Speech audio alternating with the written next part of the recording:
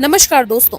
आज की कहानी एक ऐसी वापसी की है जिसका डर था, लेकिन अब वो डर सामने खड़ा हो गया है। जी हाँ, हम बात कर रहे हैं संजय जोशी की। वो नाम जो मोदी युग में एक भूत की तरह भाजपा में घूमता रहा, लेकिन अब वो भूत हड्डियों में जान लाकर वापस आने की तैयारी में है। और जैसे ही संजय जोशी सक्रिय राजनीति में लौटते हैं, एक बात तो तय है, अमित शाह के दिन अब गिने चुने हैं। आइए इस पूरे राजनीतिक ड्रामे को एक एक परत खोलकर समझते हैं और जानिए कैसे रेखा गुप्ता का नाम भी इस कहानी में जोर से उभर कर सामने आया है।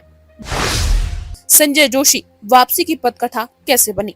देखिए, राजनीति में कुछ भी अचानक नहीं होता, सब कुछ प्लानिंग से होता है। और संजय जोशी की वापसी भी कोई इत्तेफाक नहीं है। पिछले कुछ महीनों में जो घटनाएं हुई हैं, उन्होंने ये साफ कर दिया कि अब मोदी और शाह की जोड़ी को चुनौती मिलने वाली है, वो भी उन्हीं के घर के अंदर। अब सुनिए जो खबर अंदर खाने से आ रही है। दिल्ली के एक गुप्त ठिकाने पर संजय जोशी की मुलाकात हुई, न सिर्फ नरेंद्र मोदी से बल्कि अमित शाह से भी। हाँ, आपने सही सुना। जिन संजय जोशी को मोदी ने 2005 से लगातार साइडलाइन किया, अब वही मोदी खुद उनसे बातचीत कर रहे हैं। कारण, दबाव बढ़ रहा है। बीजेपी के भीतर कई वरिष्ठ नेता, जिनमें शिवराज सिंह चौहान, वसुंधरा राजे और यहाँ तक कि कुछ पुराने संघ प्रचारक संजय जोशी के साथ खड़े दिख रहे हैं। अमित शाह की घटती ताकत। अब बात करते हैं अमित शाह की। देखिए, जब बीजेपी में एक ही चेहरा सबसे ताकतवर होता है तो वो धीरे धीरे घमंड में आ जाता है। अमित शाह के साथ भी कुछ ऐसा ही हुआ, मगर अब वो समय बीत गया है। जब से संजय जोशी की वापसी की चर्चा शुरू हुई है, शाह का चेहरा फीका पड़ गया है। अब देखिए ना, दिल्ली की मुख्यमंत्री बनी रेखा गुप्ता। क्या आपको लगता है रेखा गुप्ता अमित शाह की पसंद थी? नहीं साहब, ये तो सीधे संघ की ओर से आया था। और दिलचस्प बात तो ये है कि रेखा गुप्ता शपथ लेने के 48 घंटे के अंदर अंदर अमित शाह का नाम लेकर उन्हें सीधे निशाने पर लेने लगी। ऐसा दुस्साहस आज तक किसी बीजेपी सीएम ने भी नहीं किया। मतलब ये कि संघ अब खुलकर मोर्चा संभाल चुका है और शाह की सुपर सीएम बनने की प्लानिंग हवा हो चुकी है। रेखा गुप्ता का रोल और संघ की चाल। रेखा गुप्ता की ताजपोशी बीजेपी के भीतर एक बहुत बड़ा सिग्नल है। ये संकेत है कि अब संघ एक बार फिर पार्टी की बागडोर अपने हाथ में लेना चाहता है और रेखा गुप्ता उसी स्क्रिप्ट का पहला चैप्टर है। वो संघ की विचारधारा को पूरी तरह मानने वाली नेता है और उनकी साफ साफ बोली बता रही है कि वो मोदी शाह युग में हाँ में हाँ मिलाने वाली नेता नहीं है।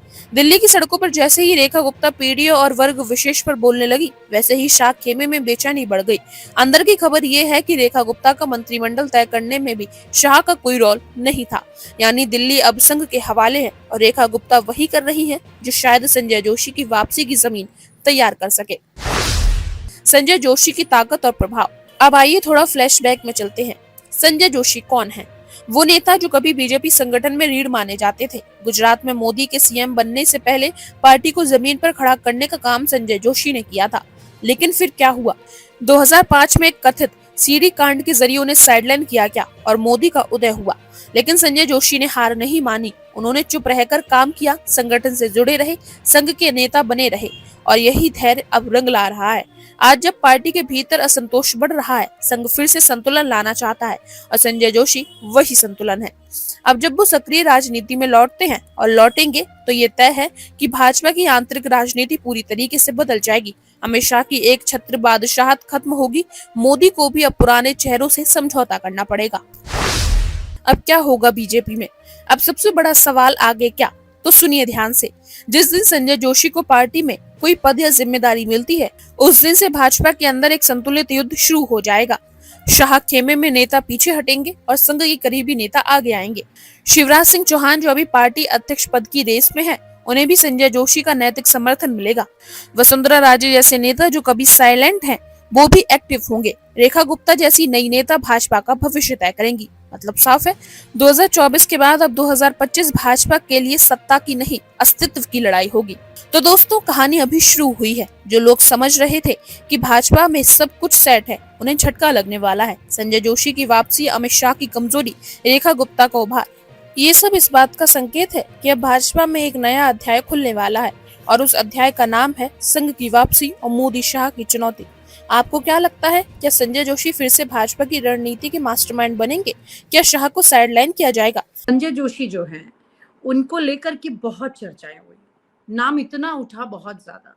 और ये वो नाम है कि पूरे आरएसएस के हर व्यक्ति को स्वीकार कर ले नरेंद्र मोदी, लेकिन इस व्यक्ति को अपने साथ सिस्टम में आने कभी नहीं देंगे।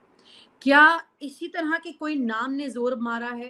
क्योंकि आरएसएस में भी संजय जोशी के नाम की चर्चा अच्छी खासी हुई है कि प्रेसिडेंट की पोजीशन के लिए या महामंत्री की पोजीशन के लिए इस तरह से करके संजय जोशी को वापस एक्टिव पॉलिटिक्स में लाया जाए।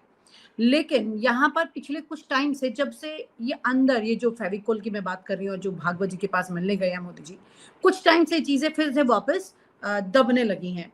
तो क्या संजय जोशी के नाम से इतना डर हुआ कि वो पहुंच गए हैं हेडक्वार्टर, वहां पर हाथ जोड़कर आज मिल रहे हैं मोहन भागवत से, वहां सर नवा रहे हैं? नहीं, मुझे नहीं लगता कि ऐसा कुछ हुआ होगा। भारतीय जनता पार्टी का अध्यक्ष वही बनेगा जो जिसको मोदी और अमित शाह स्वीकार करेंगे। पर और अमित भारतीय शाह तो जनता पार्टी का खट्टर का नाम आया था आरएसएस से, और खट्टर भारतीय के नाम जनता को पार्टी में लेके मेरी में अभी अधूरी बात हुई थी। भारतीय जनता पार्टी का अध्यक्ष वही बनेगा जो मोदी और अमित शाह को या टॉप लीडरशिप को स्वीकार हो। लेकिन भारतीय जनता पार्टी का अध्यक्ष वही बनेगा जो संघ को भी स्वीकार होगा। ये आपस की स्वीकार्यता का सवाल है।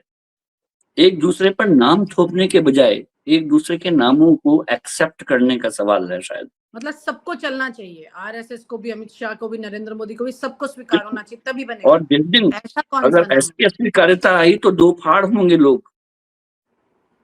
है? ओके, ये कैडर है, बीजेपी का एक कैडर है, दो संघ एक फाड़ कैडर तब नहीं हो जाएगी संगठन जब है। एक व्यक्ति को चुनेंगी और दोनों ही अपनी मर्जी से उससे काम करवाना चाहेंगे, आरएसएस इसीलिए भी तो और वो बीजेपी भी फिर से ऐसा उभर होगा ही नहीं, ऐसा होगा ही नहीं। तभी तो भारतीय जनता पार्टी के अध्यक्ष चुनने में इतनी देरी हुई है। कुछ तो ऐसा कौन कुछ सा चाणक्य बुद्धि लेकर आएंगे जो दोनों को संभाले तराजू में बराबर तरीके से? मैंने कहा कि भारतीय जनता पार्टी का अध्यक्ष जब जब कोई पार्टी सत्ता में होती है, जब जब कोई पार्टी सत्ता में होती है, तो मैं आपको नवभारत टाइम्स के बहुत पुराने राजेंद्र माथुर एडिटर रहे हैं। उन्होंने जब जनता दल की सरकार थी तब एक एडिटोरियल लिखा था जी, और वो एसआर बोम्मई के बारे में था जो जनता दल के अध्यक्ष बनाए गए थे। उनका कहना ये था कि किसी भी सत्तारूढ़ पार्टी को ऐसे अध्यक्ष की जरूरत होती है जो भोंदू हो। और अच्छा, उस एडिटोरियल का शीर्षक ही था भोंदू अध्यक्ष। तो भोंदू अध्यक्ष ढूंढेंगे। मैं ये नहीं कह रहा हूं कि इस समय इन लोगों को भोंदू की तलाश है, लेकिन सिंबलिज्म ये है कि अगर प्रधानमंत्री का लेवल का आदमी हमारे पास है तो वो किसी भी पार्टी का अध्यक्ष एक प्रधानमंत्री के लेवल पर पहुंच जाता है। ऐसे में प्रधानमंत्री से के कद के बराबर ना हो, लेकिन उससे उसके उसके साथ खड़े होने लायक तो हो, कोई ऐसा अध्यक्ष चाहिए। ऐसे में मैंने फिर कह रहा हूं कि ना सवाल ओबीसी का है, ना दक्षिण का है, ना उत्तर का है। सवाल ना ये है महिला कि का है। ना महीना का भी नहीं, जो भी बनेगा वो अध्यक्ष। हमारे देश में तो व्यक्ति का ऐसा है कि जिस पत्थर को भी आप मंदिर में जिस टेढ़े मेढ़े किसी को भी रख दीजिए, हम तो पूछने लग जाते हैं उसको। तो एक लीडर का है। भारतीय जनता पार्टी हो सकता है कि ये चाहती हो कि ये सिंबलिज्म में सिमट जाए और अध्यक्ष सांकेतिक हो, जबकि संघ का कहना ये होगा कि अध्यक्ष सांकेतिक ना हो, वो एक पावरफुल, सोचने समझने वाला, चीजों को संचालित करने वाला हो, क्योंकि हमें अगले 10 साल के और आगे देखना है। अच्छा, मतलब तेज दिमाग अब का आप चाहिए। दिल, दिमाग, लीडरशिप, कैलिबर, कद्दावर, और प्रधानमंत्री को टक्कर ना दे सके, ऐसा भी तो चाहिए होगा ना। ऐसे में अब जो व्यक्ति जो सोचने समझने वाला हो, कद्दावर हो, संगठन को चलाने वाला हो, जिसकी रौब हो, जो जिसको देख के पार्टी में कहे कि हाँ ये व्यक्ति है जो जिसको नमन करना चाहिए, तो वो किसी भी रूप में हर किसी के लिए खतरा तो होता ही है। हम्म, पता नहीं कब, अभी तक तो दिमाग ठीक है, लेकिन कुर्सी पर आके क्या बिहेव कर सकता है। जी, ये खतरे, ये पॉलिटिक्स में ये खतरे बहुत बड़े होते हैं। अपनी कुर्सी पर बने रहने के लिए न सिर्फ अपने को साधना पड़ता है, बल्कि पार्टी को साधना, विपक्ष को साधना, देश को साधना, ये आसान काम थोड़ी है। लेकिन उसके साथ साथ पावर सेक्टर में अपनी ताकत को साधना, मेरे हाथ में कितनी है, उनके हाथ में कितनी है, अपॉइंटमेंट्स कौन किसको मिल रहे हैं, टेंडर किसको मिल रहे हैं। गुजरात में ज़्यादा से ज़्यादा टेंडर चले गए हैं, ज़्यादा बिजनेसमैन इधर-उधर से आ रहे हैं। तो बहुत सारी ऐसी चीज़ें हैं जो कि इश्यू बन के अब सामने आ रही हैं धीरे-धीरे करके। तो जहाँ पर महाराष्ट्र का वर्चस्व बढ़ाने की कोशिश ये करते हैं, वहाँ गुजरात का बढ़ता चला गया। यानी कि मोदी जी जो हैं वो गुजरात ड्रिवन हो गए, जबकि संघ जो है वो महाराष्ट्र ड्रिवन रहा है एक तरह से सिचुएशन। तो ये भी तो बैलेंस करना पड़ेगा ना यहाँ पर सर। मुझे लगता है कि जो अध्यक्ष भारतीय जनता पार्टी बना रही है वो गुजरात और महाराष्ट्र का नहीं बना रही है। वो अध्यक्ष भारत का बना रही अपने अखिल भारतीय अध्यक्ष का सवाल है। उसमें लीनिंग्स कितनी हो, जब भी ये सवाल आता है जैसे कि दक्षिण भारत का अध्यक्ष होगा, तो मुझे बिल्कुल ऐसा ही लगता है कि हम लोग बहुत तोड़-तोड़ कर पार्टी को देखना चाहते हैं। अगर दक्षिण का अध्यक्ष बना के क्या कहना हम संकेत देना चाहते हैं कि अब हमने उत्तर भारत में बोरियां समेटने का निर्णय लिया है और दक्षिण की सीटें ही हमारी फोकस में है।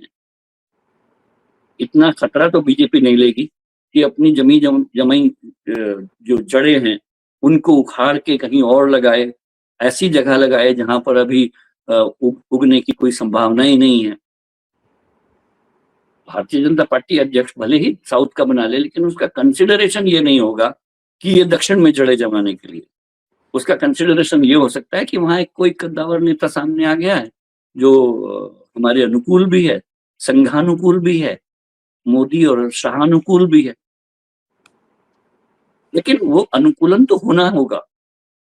और आप हमसे जुड़े रहने के लिए सब्सक्राइब करें YouTube पर, फॉलो करें Twitter पर और लाइक करें Facebook पर। और ज्यादा जानकारी के लिए आपको टाइप करना होगा सिर्फ न्यूज नशा।